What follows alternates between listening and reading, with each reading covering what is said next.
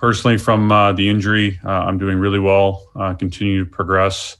I feel very fortunate considering what I went through, the traumatic nature of the injury. I haven't seen it myself. I've only seen a few images of what happened. I have a good sense talking to people closest to me, my teammates, people in the organization of what happened. But really happy and thankful to be where I'm at today and make the progress that I have to this point. I'll continue to get back to 100% health and get myself ready to play and compete as soon as possible. So very fortunate for that. And again, thank you to everybody that across the hockey community, Leafs Nation, and so many people that reached out wishing me a speedy recovery and well wishes. So thank you again for that.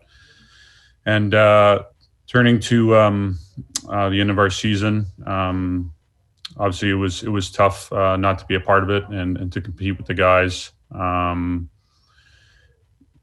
think the way Sheldon described after Game 7 being devastated, I think it hit it pretty perfectly for our group. It's really hard to put into context the disappointment, just the devastation of what this loss brings to the group and the challenges we have ahead of us. And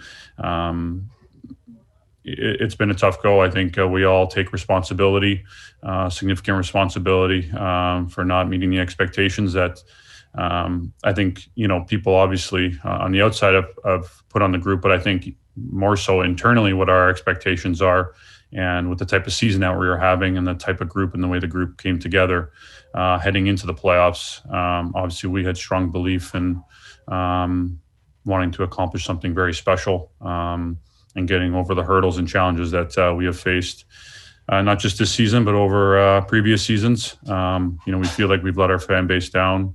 But in saying that, I know how motivated, how determined, how much each and every person cares, and how bad we want to have success, and we won't stop in trying to get better and finding our way through this and getting to where we want to get to. So, pick ourselves up here over the next few days, weeks, and months, and do everything we need to do to get better and prepare and find our way. When it comes to the hit, or actually both hits, was there? I know you said you haven't watched the replay. Was there any sense on your part that the hit from Chara was dirty or the hit from Perry was dirty? And did either of those players reach out to you afterwards? Perry reached out to me immediately that night. From everyone I've talked to, there's no sense of any intent or trying to be dirty or trying to hurt me. In saying that, I do think it's an opening game of the playoffs, and there's a lot of energy, a lot of intensity, and they wanted to establish a physical game, and I think certainly going more so out of their way than maybe in the regular season, but that's part of playoff hockey. And it was just, like I said, I hadn't seen it, but from everyone that I've talked to, it just seemed like an unfortunate set of circumstances. Like I said, Corey reached out, sent me a nice message, and I'd like to think that there was no intent. So, obviously we can't put ourselves in your shoes. I'm just wondering, when you say you haven't watched it, is that by design? Is it something typically you would go back and watch, or do you just want to avoid that? Well, I've never been through anything remotely close to it. And I know how traumatic it was for my family, especially how many times they saw it, and the intention that was on it. So when I was talking to them at the hospital that night, even the next day, and even talking to a bunch of my teammates and people in the organization over the following days, just even the looks on their faces, even just talking about it, made me realize that it was pretty significant.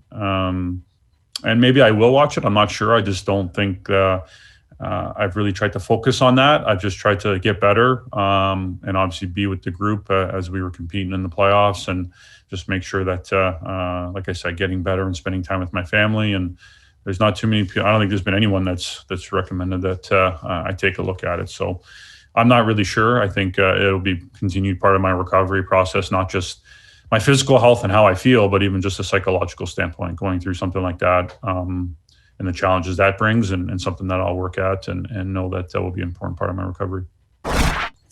Hey, John, you mentioned having not watched the night of. How much of it do you actually remember?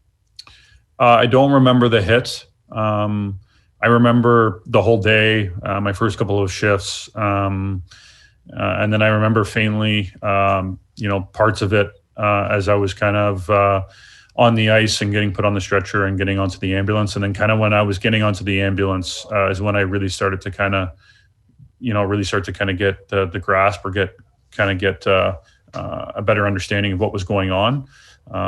But yeah, it's very vague in terms of what was happening on the ice, even as I was going on the stretcher.